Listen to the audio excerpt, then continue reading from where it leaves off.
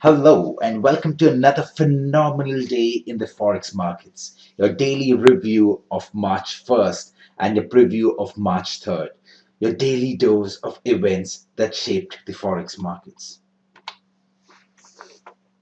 Let's start with the thought of the day. Worrying does not solve tomorrow's trouble. It takes away from today's peace. So don't worry for anything and keep your life moving with a smile.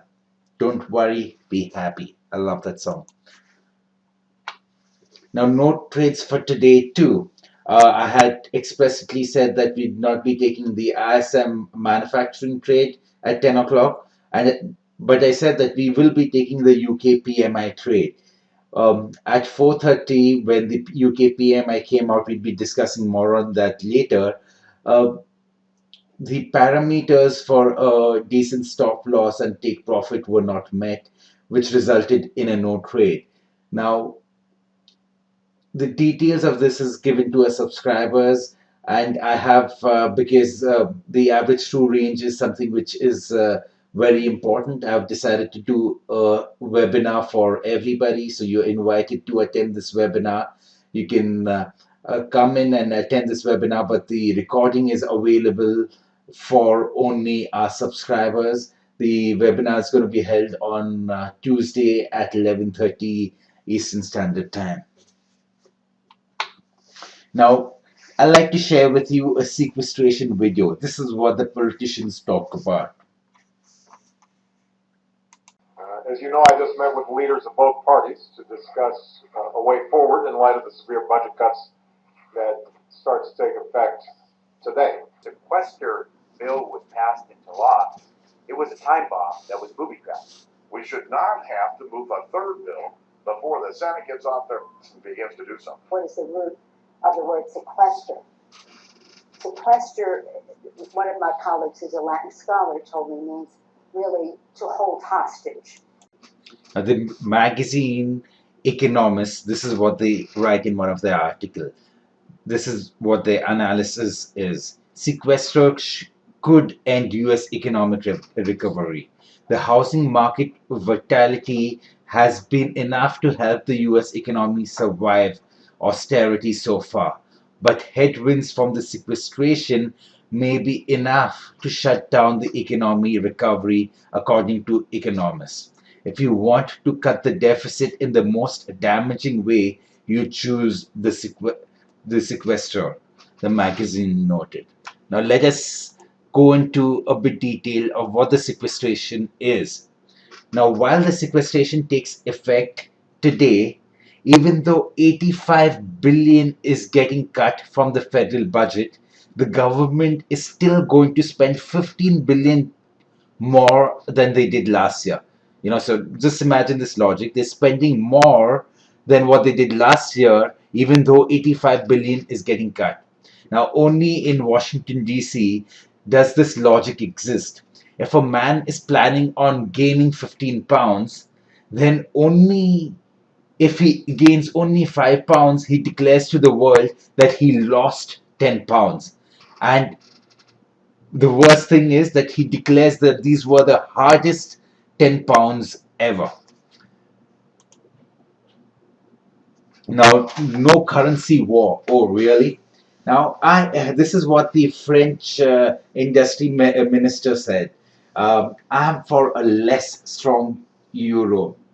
Now, he told the Wall Street Journal this week, revealing a minor tactical strategy on France's behalf in the global war of currencies. Just some time ago, I told you when the G20 nations had met that they declared that there will not be any currency war, and now the little subtleties behind that are coming forth.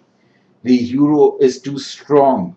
Now, further confessed, the industrial minister, and that does not correspond to economic fundamentals. The ECB should prepare to confront a new currency war in which the weakening of currencies become a political tool.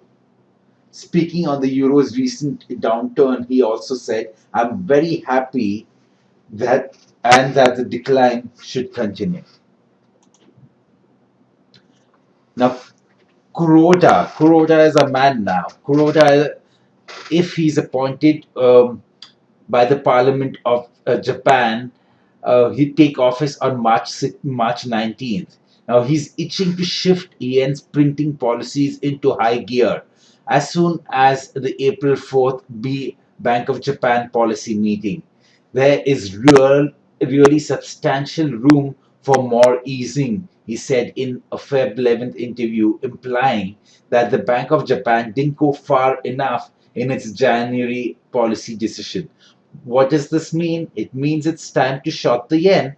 Once this guy comes into power, they're going to be printing so much more yen. Demand and supply, guys. Always remember, if there's more supply of the yen, what's going to happen? The prices of the yen's going to fall.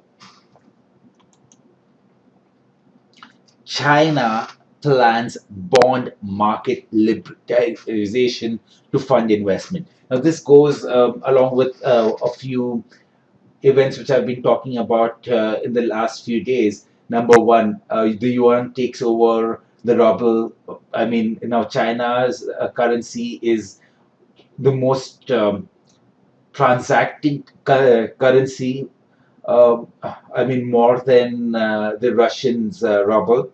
And I've also maintained that the interest rates one gets from holding bonds from China is more than 6%, uh, plus an exposure to the Chinese yuan, which the world thinks is undervalued, which means that one could expect a very good return if one was to look at a stable bond portfolio of 10 to 14, 15% is what my expectations are. Or if I were to get exposed to China's bond market. Now, they are basically working on overhauling the bond market in preparation of raising 6.4 trillion to stimulate the economy. Now, this is what they say is to bring 400 million people into the cities and narrow the gap between the rich and the poor. The risk-free rate in China is about 6%. So these bonds would be at a premium. They go, in my estimate, between 6 to 8%. And these bonds also will have exposure to the Chinese yuan, which would mean that with the appreciation of the yuan, your portfolio would appreciate even further. Now, democratic lawmakers reintroduced derivative transaction tax. I don't think this is going to get into law sometime soon, but I'm just wanting to share this with you that derivatives, which includes futures, would face a 0.03% transaction tax under legislation introduced this week by U.S. Representative of Congress Peter DeFazio and Tom Harkin. The Democratic pair floated similar bills in recent years, but legislation never took hold. There is no question, according to them, that the Wall Street can easily bear this modest tax. I do not think so. I do not think that this tax is going to get into a law, but you never know. It's always nice to be abreast with the news. UK's manufacturing suffers shock, contraction in February PMI. Now, British manufacturing sank unexpectedly in February and new orders dwindled. A survey showed on Friday, making it likely the sector will put a drag on economic growth in its first quarter. Now, the market's CIPS manufacturing purchase index fell to 47.9 from a downwardly revised 50.5 in January. Now, this was against what the forecast was. Basically, the forecast called for a 51,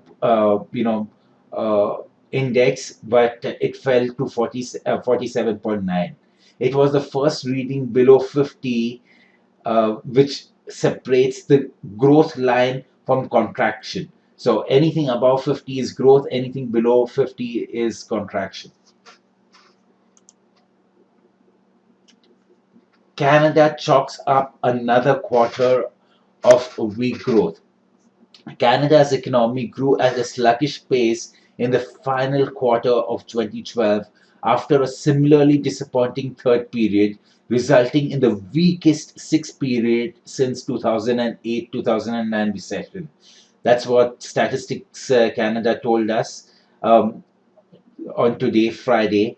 The slowdown will likely add pressure on the Bank of Canada to keep stimulus in place for longer and weigh on the Conservative government as it prepares its next budget. Now, I'll want to share with you something about Canadian politics. Right now, Stephen Harper is the Prime Minister, and basically, he is from a Conservative Party. The Conservative Party, their philosophy is, you know, not to have too much of quantitative easing. Let the market forces do their own thing. Um, the liberals, on the other hand, have the market philosophy of intervening and of taxation, tax the people so that there's more equality. So there are different philosophies. Right now, there is quantitative easing going on in Canada, um, and because of this result, there'll be additional pressure on the conservative government to continue this quantitative easing. Had it not been, had we seen decent growth in out of Canada, perhaps Stephen Harper would signal, winding down of quantitative easing. Now let's look at ISM Manufacturing PMI. This is news from USA.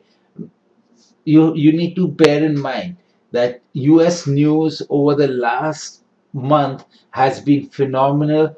World news has been disappointing. You need to get that while you're actually trading, that it's not only one particular news event which we're concerned in. We're looking at day after day after day. News from USA turns up to be better than expected. News from the rest of the world does not. Rest of the world meaning we looked at the Canadian news right now. We looked at the the United Kingdom news. We looked at Chinese news. So manufacturing everywhere else is suffering. Manufacturing in USA is expanding. Now, this is what the respondents are saying. In USA, the automotive sector is still going strong, which allows budgeting for capital equipment. Overall, business is good. This is from the food, beverages, and tobacco products. Now, miscellaneous manufacturing says that manufacturing is starting to pick up after a slower than normal year end. Continuing slowdown in defense spending. That's representatives of the computer and electronic products. So defense spending is going down, and it will go even down further because of the sequestration. Now, more RFQs coming in than the past 3 months. Workload is growing. Need qualified machinists. This is what the fabricated metal products representative is saying. Europe is still a major concern in the auto sector. Business seems to be on an uptick. The normal seasonal downturn for us has been much shorter and not as severe as in the past 4 years. Demand indicators are robust, supply is constrained, pricing is escalating. Consumer demand has softened. At first, that decline was consistent with seasonal patterns, but has persisted beyond historical periods. So, consumer demand is softening, but industrial demand is going strong. The February 2013 manufacturing ISM report PMI was at 54.2. It was 52.7 was expected, and 54.2 is what actually ended up happening. New orders, production, and employment was growing. Inventories was also growing. Now, supply deliveries are actually slowing down. Now, let's look at what actually happened. The news caused the GBP JPY, which is a proxy for the stock market, to continue a rally up. We had a disappointing event from United Kingdom. Do you remember that United Kingdom news at 4:30, which caused the market to go down? But US manufacturing came up, which caused the market to turn around and go back up. So that's all for this review for today. Let's look at the preview for March 3rd. Now, I'll be looking at trading the weekend gap. I've already explained in my previous review previews. If you do not know what the weekend gap is, take a look at my last week's trade, wherein I explained to you what the weekend gap was, and I did not document that in the results page because I had not mentioned that in a previous preview. This time I'll be documenting the results of the weekend gap trade, and I will talk to you on Sunday. Thank you. Have a wonderful day. Bye for now.